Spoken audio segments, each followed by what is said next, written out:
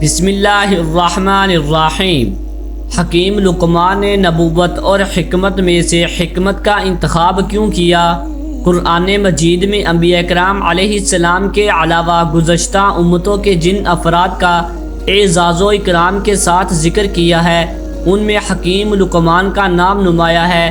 قرآن کریم کی ایک سورہ مبارکہ بھی ان کے نام سے موسوم ہے، جو ترتیب مصحف کے اعتبار سے 31ویں صورت ہے۔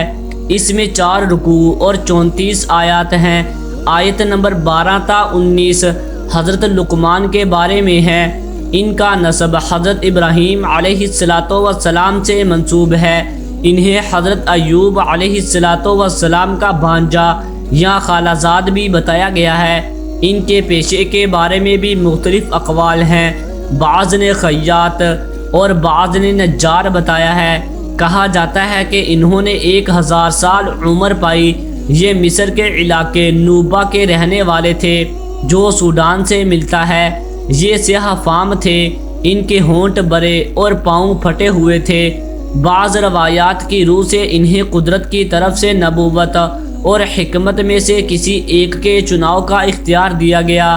انہوں نے حکمت کو اختیار کیا اور حضرت جبریل امین علیہ السلام نے اللہ تعالیٰ کے حکم سے ان پر حکمت القا فرمائی۔ ان سے دریافت کیا گیا کہ آپ کو حکمت کیوں کر عطا ہوئی؟ انہوں نے جواب دیا، اللہ کی تقدیر، میری دیانت و امانت، صداقت اور لغو باتوں سے اجتناب کی برکت سے مجھے حکمت عطا ہوئی۔ اگرچہ حکیم لقمان کی نبوت کا قول بھی کیا گیا ہے، لیکن جمہور مفسرین کے نزدیک وہ ایک مرد دانا تھے۔ اللہ تعالیٰ کا ارشاد ہے، ہم نے لقمان کو حکمت عطا کی اور فرمایا، وہ جسے چاہتا ہے حکمت عطا فرماتا ہے، اور جسے حکمت عطا کی گئی تو بے شک اسے خیر کثیر سے نوازا گیا۔ بعض روایات میں ہے کہ ان سے پوچھا گیا کہ آپ نے نبوت کو کیوں نہیں اختیار کیا؟ انہوں نے کہا، اگر اللہ تعالیٰ خود اپنے فضل سے عطا کر دیتا تو اس سے عہدہ برا ہونے کی توفیق بھی مرحمت فرماتا، اور اگر میری خواہش پر عطا ہوتی تو خدشہ تھا کہ میں ابتلا میں نہ پڑ جاؤں، اس لیے میں نے حکمت کو اختیار کیا، کیونکہ نبوت بہت عظیم منصب ہے۔ روایت میں ہے کہ کسی شخص نے ان کی صورت کو حیرت سے دیکھا تو انہوں نے اس سے کہا، اگرچہ آپ کو میرے ہونٹ موٹے نظر آ رہے ہیں، لیکن ان کے درمیان سے جو کلام نکلتا ہے وہ بڑا لطیف اور حکمت سے لبریز ہوتا ہے۔ اگرچہ میری صورت آپ کو کالی نظر آتی ہے، لیکن میرا دل حکمت کے انوار سے لبریز ہے۔ اسی طرح ایک شخص نے ان کی صورت پر اعتراض کیا تو انہوں نے کہا، تمہیں نقش پر اعتراض ہے یا نقاش پر؟ صورت پر اعتراض ہے یا مصور پر؟ یعنی فضیلت کا مدار انسان کے غیر اختیاری اور تکوینی امور پر نہیں ہوتا، اور صورت و رنگت تکوینی امر ہے۔ اس میں انسان کے اپنے اختیار کا یا ترجیح کا کوئی دخل نہیں ہے۔ اللہ تعالیٰ نے اپنی حکمت سے جس کو جیسے چاہا بنا دیا۔ البتہ فضیلت کا مدار انسان کی سیرت و کردار پر ہے، جس کا تعلق انسان کے اپنے کسب و اختیار سے ہے۔ ہمارے ہاں اردو میں حکمت کا لفظ عام طور پر طب کے معنی میں استعمال ہوتا ہے، لیکن معنوی اعتبار سے یہ نہایت جامعہ کلمہ ہے اور علم و عمل و قول و فعل کے تمام محاسن پر محیط ہے۔ آج کل ایسے مردہ دانا کو مفکر، دانشور اور صاحب بصیرت کہا جاتا ہے، جو اشیاء کی حقیقت اور ان کے اسرار کو جانتا ہو۔ مفسرین نے بیان کیا کہ حکمت عقل و فہم اور ذہانت کا نام ہے۔ یہ دین کی حکمتوں اور اسرار و رموز کو جاننے اور راستی گفتار کا نام ہے۔ یعنی حکیم وہ ہے جو قلب صفا، ذہن رسا، قول صادق، علم راسخ اور عمل صالح کا پیکر ہو۔ حکمت اپنے علم کے تقاضوں پر عمل کی توفیق کا نام ہے۔ یہ ایسے انداز خطابت کا نام ہے کہ جس سے لوگ نصیحت حاصل کریں، فکر و عمل کی کجی سے محفوظ رہیں، اور لوگ ان کے اقوال کو ہمیشہ ضرب المثل یا پندو نصیحت کے طور پر نقل کرتے رہیں۔ حکمت عمل و عمل کی پختگی کا نام ہے۔ اسی کو قرآن مجید میں رسوخ علم سے تعبیر کیا گیا ہے۔ ایک روایت میں ہے کہ حکیم لقمان کو ان کے آقا نے کہا کہ میرے لیے ایک بکری ذبح کرو اور اس کے سب سے بہترین گوشت کے 2 پارچے لے آؤ۔ انہوں نے بکری ذبح کی اور زبان اور دل لے آئے۔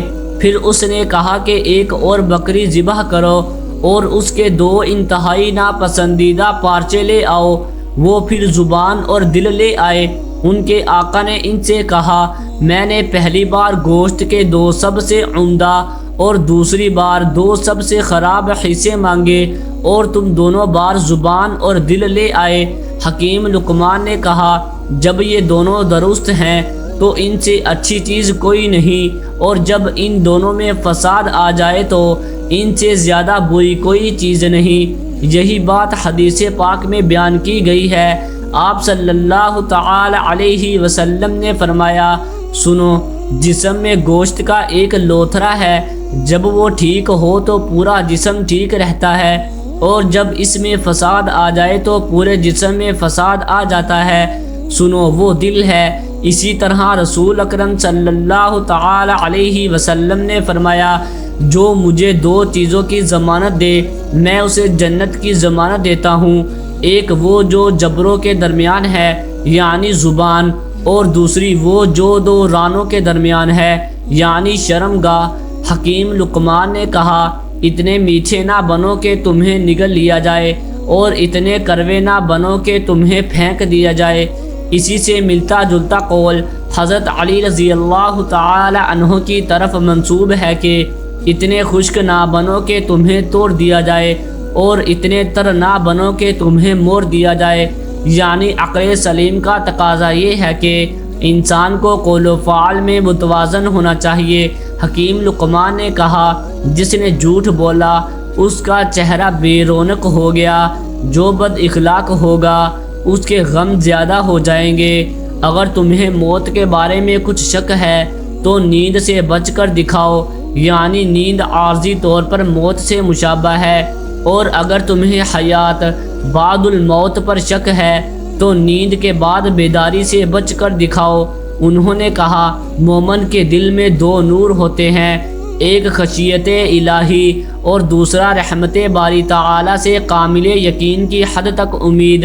انہوں نے کہا تم سے 4 چیزوں کے بارے میں پوچھا جائے گا، ایام شباب میں تمہارے کرتوت کیسے تھے، تو نے زندگی کیسے گزاری، اور تو نے مال کیسے کمایا اور کہاں خرچ کیا۔ ایمان خوف و رجا کی ملی جلی کیفیت کا نام ہے، یعنی اللہ تعالیٰ کے عقاب اور مواخذے کا خوف اور اس کی رحمت پر یقین ایمان کی حقیقت ہے۔ حکیم لقمان نے کہا اللہ تعالیٰ کے عقاب سے ہمیشہ ڈرتے رہا کرو۔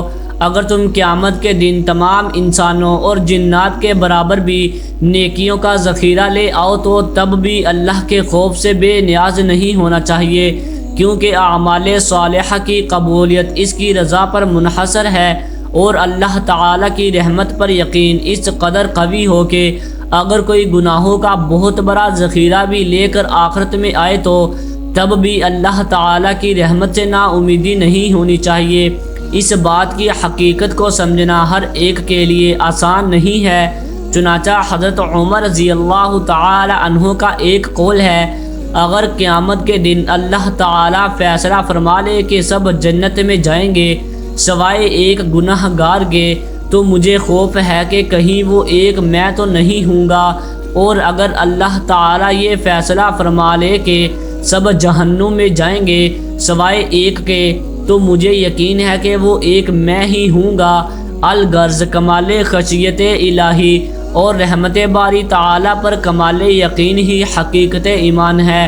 اسی حقیقت کو رسول اللہ صلی اللہ تعالی علیہ وسلم نے بیان فرمایا، درست کام کیا کرو، میانہ روی اختیار کیا کرو اور بشارت دو، کیونکہ تم میں سے کسی شخص کو اس کا عمل جنت میں داخل نہیں کرے گا۔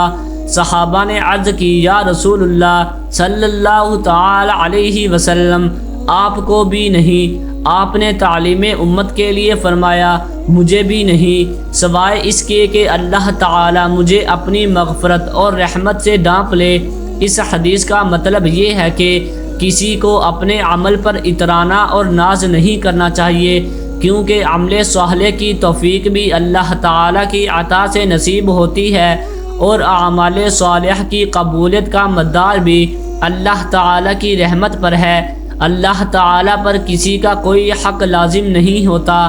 حکیم لقمان نے کہا، دنیا گہرا سمندر ہے اور بہت سے لوگ اس میں غرق ہوں گے، یعنی انسان اس کی آب و تاب، رنگینیوں اور رعنائیوں میں ڈوب کر اللہ سے غافل ہو جاتا ہے تو ایمان، توکل علی اللہ اور تقوی کو اپنے لیے کشتی بنا لے تو دنیا کے بحر ظلمات میں غرق ہونے سے بچ جائے گا۔